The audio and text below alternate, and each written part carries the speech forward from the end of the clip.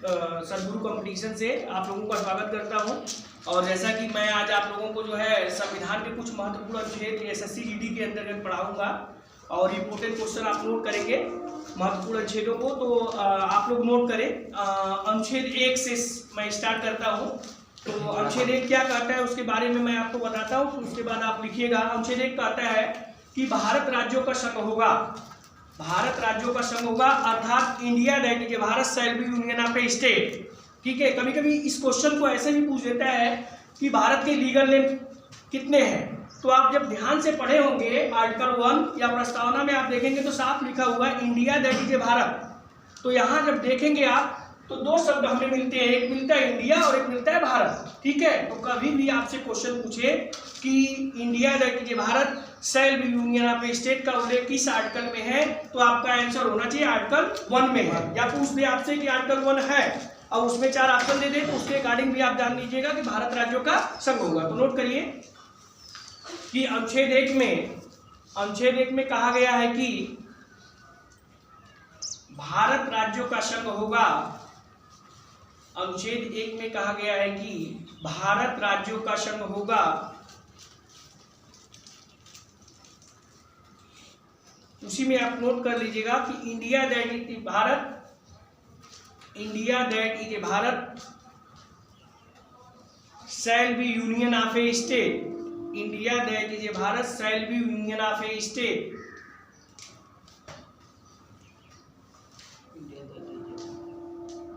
अब नीचे लिखिएगा नए राज्यों की स्थापना और प्रवेश का उल्लेख, नए राज्यों की स्थापना एवं प्रवेश का उल्लेख अनुच्छेद 2 में किया गया है। नए राज्यों की स्थापना एवं प्रवेश का उल्लेख अनुच्छेद 2 में किया गया है। यहां आप ध्यान दीजिएगा सुनील जी, ये कहने का तात्पर्य कि 3 में भी है चीजें, लेकिन यहां अनुच्छेद 2 से तात्पर्य कि बाहरी देशों को अगर उससे आपने कोई भाग मिलाया है तो ये अनुच्छेद 2 के अंतर्गत होगा। जैसे मैं बता दूं एक एग्जांपल आपको, सिक्किम 36वां संविधान संशोधन के अंतर्गत 1975 में सिक्किम को भारत में मिलाया गया। तो यहाँ अनुच्छेद 2 का मतलब यह हुआ कि जब बाहरी देशों से आप कोई भाग अर्जित करते हैं और उसको इंक्लूड करते हैं तो वह अनुच्छेद 2 के अंतर्गत भारत में सम्मिलित किया जाएगा। ठीक है, नेक्स्ट लिखिएगा नए राज्यों की स्थापना, नए राज्यों की स्थापना एवं सीमाओं, नए राज्यों की स्थापना, सीमाओं एवं नामों में परिवर्तन का उल्लेख, एवं नामों में परिवर्तन का उल्लेख अनुच्छेद 3 में किया गया है। राज्यों के नामों सीमाओं में परिवर्तन का उल्लेख अनुच्छेद 3 में किया गया है। यह परिवर्तन कौन कर सकता है ये जानना जरूरी है। तो यह परिवर्तन कौन कर सकता है, संसद कर सकती है। याद रखिएगा, यदि देश की बात आती है तो संसद करता है संशोधन, और राज्य की बात आती है जैसे इलाहाबाद का नाम प्रयागराज करना पड़ा तो वो विधानमंडल किया। ठीक है, जैसे ही उत्तर प्रदेश को उत्तर प्रदेश नाम देना है तो यहाँ संसद करेगा। जैसे ही न्यायाधीश है सर्वोच्च न्यायालय के उनके घटाने बढ़ाने की संख्या संसद, माने अनुच्छेद 368 के अंतर्गत संविधान संशोधन का जो पावर्टी दिया गया है वह संसद को दिया गया है। इसीलिए मैंने बताया है कि 2 विधायिका, एक संघ की विधायिका, संघ की विधायिका का तात्पर्य संसद हो गया, राज्य की विधायिका का तात्पर्य विधानमंडल हो गया। ये हम लोग आगे पढ़ेंगे टॉपिक में, तो एकदम क्रम वाइज हम आपको बताएंगे।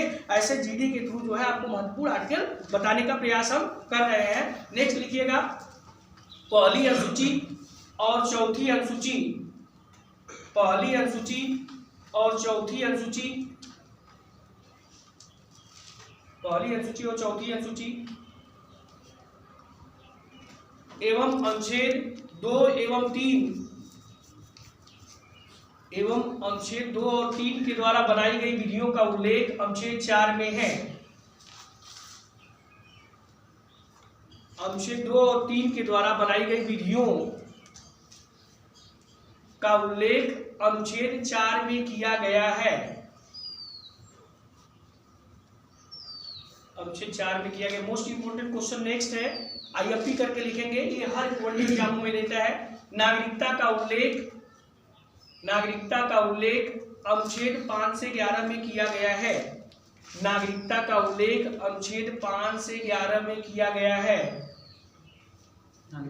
नागरिकता का उल्लेख अनुच्छेद 5 से 11 में किया गया है।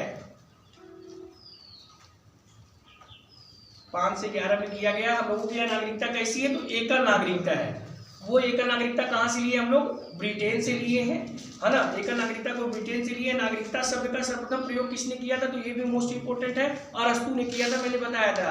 अरस्तु जो है पॉलिटिकल साइंस के जनक भी माने जाते हैं, ठीक है। तो नेक्स्ट लिखिएगा, राज्य की परिभाषा का उल्लेख, राज्य की परिभाषा का उल्लेख अनुच्छेद 12 में किया गया है। राज्य की परिभाषा का उल्लेख अनुच्छेद 12 में किया गया है। मोस्ट इंपोर्टेंट क्वेश्चन है, अनुच्छेद 12 भी एग्जाम में बहुत बार पूछते हैं। अनुच्छेद 12 पूछ देगा कि राज्य की परिभाषा का उल्लेख किस आर्टिकल में है, तो अनुच्छेद 12 में है। नेक्स्ट लिखिएगा, जब राज्य कोई ऐसी विधि बनाती है, जब राज्य कोई ऐसी विधि बनाती है, जब राज्य कोई ऐसी विधि बनाती है जिससे मौलिक अधिकार का हनन होता है, तो जब राज्य कोई ऐसी विधि बनाती है जिससे मौलिक अधिकार का हनन होता है, तो मौलिक अधिकार का हनन होता है, तो न्यायालय उसे मंगा करके, न्यायालय उसे मंगा करके अपास्त या निरस्त कर देता है। न्यायालय उसे मंगा करके अपास्त या निरस्त कर देता है, अपास्त या निरस्त कर देता है। उसे हम न्यायिक पुनर्विलोकन कहते हैं, उसे हम न्यायिक पुनर्विलोकन कहते हैं। जो अमेरिका से हम लोगों ने लिया है उसे न्यायिक पुनर्विलोकन कहते हैं, जो हम लोगों ने अमेरिका से लिया है। अब यहाँ पूछेगा कि किस अनुच्छेद में इसका उल्लेख किया गया है, अमेरिका से लिया गया है। उसके बाद लिखिएगा कि इसका उल्लेख अनुच्छेद 13 में किया गया है। इसका उल्लेख अनुच्छेद 13 में किया गया है। तात्पर्य यहाँ समझ लीजिएगा कि विधायिका अगर कोई विधि बनाती है जिससे आपके मौलिक अधिकार, 6 मौलिक अधिकार है वर्तमान में, उन मौलिक अधिकारों में अगर कोई हनन होता है तो न्यायालय उस विधि को मंगा करके जो विधि बनाई गई है, जो भाग हनन कर रहा है उसे हटा दिया जाएगा। उसे ही हम क्या कहते हैं, न्यायिक पुनर्विलोकन कहते हैं। और इसके अंतर्गत जिस भाग को आप हटाते हैं उसके अंतर्गत एक और डिफिनेशन आ जाता है, उसे बोलते हैं पृथक्करण का सिद्धांत। कभी कभी क्वेश्चन दे देता है कि पृथक्करण का सिद्धांत का उल्लेख किस अनुच्छेद में है, तो आर्टिकल 13 में है। या पृथक्करण का संबंध या आच्छादन का सिद्धांत का संबंध किस अनुच्छेद से है, तो अनुच्छेद 13 से, ठीक है। अब नेक्स्ट लिखिएगा आप, समता के अधिकार का उल्लेख अनुच्छेद 14 में किया गया है। समता के अधिकार का उल्लेख अनुच्छेद 14 में किया गया है। ये भी इंपॉर्टेंट क्वेश्चन है। समता के अधिकार, समता के अधिकार से तात्पर्य कि विधि के समक्ष सभी लोग समान हैं, चाहे वो एक बहुत बड़ा धनाढ्य व्यक्ति मुकेश अंबानी ही क्यों न हो, है ना, चाहे वो भारत का एक गरीब व्यक्ति ही क्यों न हो। यदि वह चोरी किया है तो आईपीसी की धारा 378 ही दोनों लोगों पर लगेगी। ये नहीं कि मुकेश अंबानी बहुत धनाढ्य व्यक्ति है तो उनकी दूसरी धारा लगे, ऐसा नहीं है। यह आर्टिकल 14 कहता है कि विधि के समक्ष सभी लोग समान है। नेक्स्ट लिखिएगा, मूल वंश, मूल वंश धर्म, मूल वंश धर्म, जाति स्थान, मूल वंश जाति, मूल वंश जाति, जन्म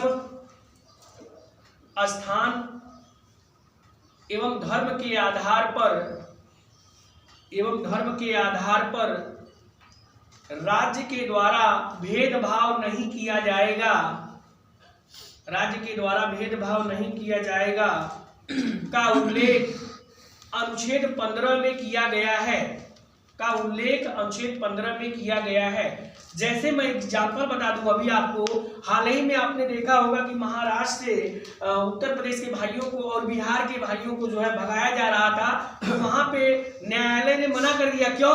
क्योंकि यहाँ आर्टिकल 15 का हनन है। क्योंकि कहता है मूल वंश जाति धर्म स्थान के आधार पर नहीं भगा सकते आप कि आप यूपी के हो भागो यहाँ से, ऐसा कुछ नहीं है। ये आर्टिकल 15 आपको साफ कहता है कि मूल वंश धर्म जाति स्थान के आधार पर भेदभाव नहीं किया जाएगा। यदि ऐसा करते हैं तो ये आर्टिकल 15 का हनन माना जाएगा, ठीक है।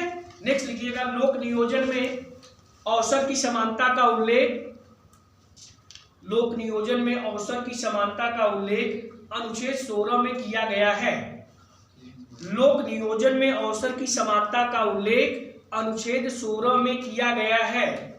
इसका तात्पर्य सुन लीजिए कि नौकरियों में चाहे महिला हो पुरुष हो सभी लोगों को समान